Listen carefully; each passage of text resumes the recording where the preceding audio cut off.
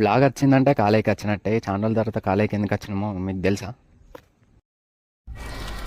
ఏమైందిరా సప్పుడు చేస్తలేవు? ఇక నా ముచ్చట మీకేం తెలుస్తుంది కానీ ఇక చెప్తాను నేను. మన ఫైనల్ ప్రాజెక్ట్ అయితే ఫైనల్ రివ్యూ వచ్చేసింది. అందుకని మళ్ళీ కాలేకి అయితే వచ్చేసినాం.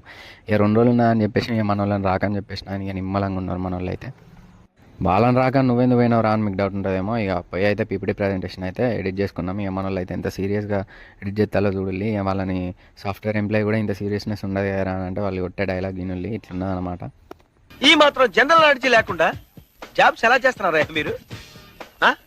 ఇక కాలేజీలో వర్క్ అంతా అయిపోయినాక ఇక మన ఈశ్వరాన్ వాళ్ళ ఇంటికి అయితే పోయినాం. ఎందుకంటే వాళ్ళ డాడ్ అంటే ఏదో కొత్త మంచాలు చేసిండు అని అంటే ఇక చూద్దామని చెప్పేసి అయితే కాలేజీని ఒక స్నాప్ తీసుకొని అయితే ఇక మన బయలుదేరిపోయినాం. ఇక చెప్పు.